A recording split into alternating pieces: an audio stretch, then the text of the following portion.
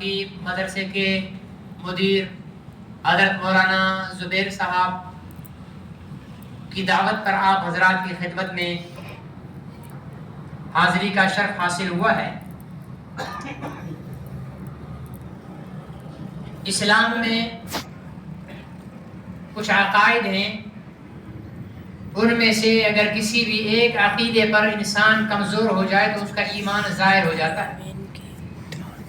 ایک عقیدہ ہے عقیدہ توحید، یعنی اس بات کو دل سے مان لینا کہ اللہ وحدہ لا شریک ہے، موت و حیات کا مالک اللہ ہے، عزت و ذلت کا مالک اللہ ہے،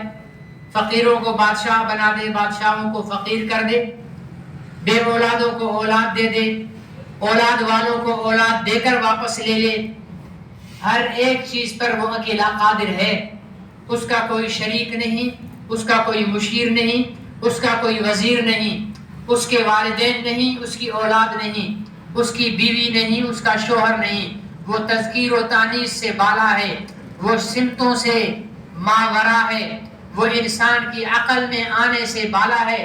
وہ ایک اللہ کی ذات ہے جس کا تعارف اللہ تعالیٰ نے سورہ اخلاص کے اندر فرما دیا کہ قل هو اللہ احد اللہ الصمد لم یلد ولم یولد ولم یکن له کفوا احد، اپنا یہ تعارف فرما دیا۔ اب ہمیں اپنے دلوں میں دماغوں میں اس چیز کو یقین کے ساتھ تسلیم کر لینا چاہیے اور اس پر ایمان لانا چاہیے کہ اللہ ایک ہے۔ یہ جو اللہ ایک ایمان لانے کی بات ہے نا، اس ایمان لانے کو کہتے ہیں یہ توحید کا عقیدہ ہے۔ ایک عقیدہ ہے آخرت کا۔ آخرت کا عقیدہ کیا ہے؟ آخرت کا عقیدہ یہ ہے کہ یہ جتنی کائنات بنی ہوئی ہے، اس کائنات کا ایک دن اختتام ہونے والا ہے، پھر عالم حشر ہوگا، پھر اللہ کی عدالت ہوگی، پھر انبیاء علیہ السلام بھی ہوں گے، آدم سے لے کر قیامت تک آنے والے تمام انسان وہاں موجود ہوں گے، میزان عدل قائم ہوگا، انسانوں کے اعمال تولے جا رہے ہوں گے، 50,000 سال کا سخت ترین گرمی کا دن ہوگا، اپنے بدعمالیوں کی بقدر انسان اپنے ہی پسینے میں غرق ہوگا، وہاں پر انبیاء علیہ السلام کو بھی شفاعت کا حق ہوگا، اور امام الانبیاء حضرت محمد رسول اللہ صلی اللہ علیہ وسلم کو بھی شفاعت کا حق ہوگا، اور وہ شفاعت کبریٰ فرمائیں گے۔ تو یہ اس چیز کو سوچ لینا اور اس کو دل سے مان لینا کہ وہ دن آنے والا ہے جب یہ دنیا فنا ہو کر ختم ہو جائے گی، پھر سارے لوگ زندہ ہو کر اللہ کی دربار میں کھڑے ہوں گے، یہ عقیدہ آخرت ہے۔ ایک عقیدہ ہے عقیدہ رسالت۔ عقیدہ رسالت کیا ہے؟ کہ آدم علیہ السلام سے لے کر حضرت محمد رسول اللہ صلی اللہ علیہ وسلم تک جتنے بھی انبیاء آئے ہیں، 1,24,000 کم و بیش، ان میں سے جن کے ہمیں نام معلوم ہیں وہ بھی برحق ہیں، اور جن کے ہم نام نہیں جانتے وہ بھی برحق ہیں۔ اگر ان میں سے کسی ایک کے لیے بھی ہم نے یہ نظریہ رکھ لیا کہ میں کسی ایک نبی کو نہیں مانتا جس کو اللہ نے بھیجا تھا، لیکن اس کا نام مجھے معلوم نہیں، میں انہیں نہیں مانتا، تو انسان دائرہ اسلام سے خارج ہو جاتا ہے۔ عقیدہ رسالت یہ ہے کہ اللہ کے تمام پیغمبروں پر، رسولوں پر، نبیوں پر ایمان لے آنا، اس کے ساتھ ان تمام عقائد پر، ان تمام عقائد کی بنیاد ہے ایک، اور وہ ہے عقیدہ ختم نبوت۔ عقیدہ ختم نبوت کیا ہے؟ عقیدہ ختم نبوت یہ ہے کہ اللہ تعالیٰ نے انبیاء علیہ السلام کا جو سلسلہ جاری فرمایا تھا، آدم علیہ السلام سے اس مبارک سلسلے کی ابتدا ہوئی تھی،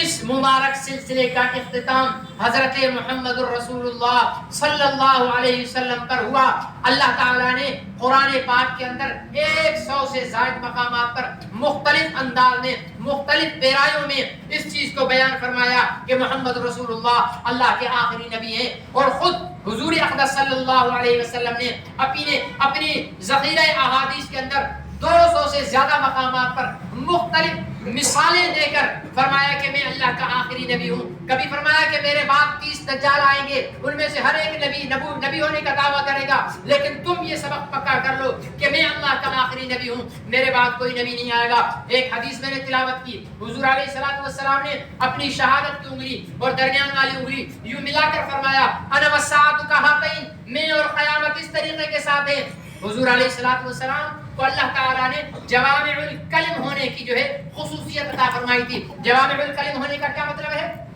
کہ جملہ ایک کہہ دینا لیکن اس کے معنی اور مفاہیم بہت زیادہ طویل ہوں. حضور علیہ السلام نے ایک جملہ ارشاد فرمایا انا والساعۃ کہاتین، میں اور قیامت اس طریقے کے ساتھ ہے. اب جب اس کے معنی پر ہم گہرائی میں جانے لگے، جب اس کا مطلب ڈھونڈنے لگے، علماء کرام نے اس کا، محدثین نے مطلب نکالا، تو کیا ہوا کہ اس کا مطلب یہ ہے کہ جس طرح یہ دو انگلیاں ہیں ان کے درمیان کوئی انگلی نہیں ہے،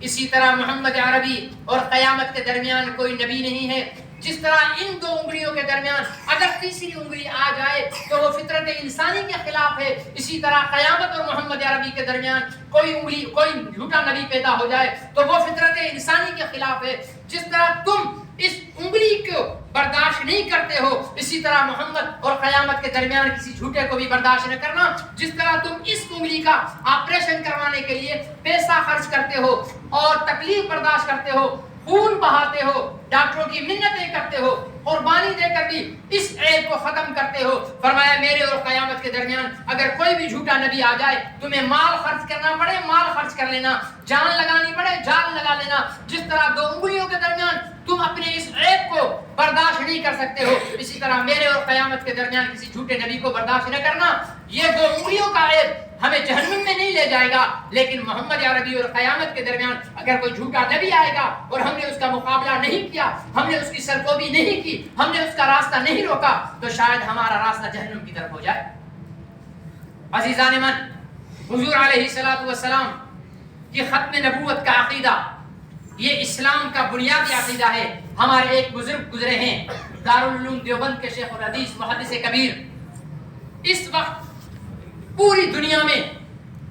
مسلک علماء دیوبند کے جتنے بھی مدارس و مساجد ہیں، چاہے وہ افریقہ میں ہوں، امریکہ میں ہوں، خلیج عرب میں ہوں یا ایشیا میں ہوں، وہاں پڑھنے پڑھانے والے علماء بالواسطہ یا بلا واسطہ وہ حضرت سید انور شاہ کشمیری رحمۃ اللہ علیہ کے ساتھ جا کر ملتا ہے. ان کا سلسلہ روحانی اللہ تعالیٰ نے اتنا ذہن دیا تھا کہ قاری محمد طیب صاحب رحمۃ اللہ علیہ دارالعلوم دیوبند کے محتمل مدرسے کے شورا کے اجلاس میں بیٹھے ہوئے تھے، تو وہاں فرمانے لگے، حضرت کشمیری رحمۃ اللہ علیہ وہاں بیٹھے، فرمانے لگے بھائی اگر دارالعلوم دیوبند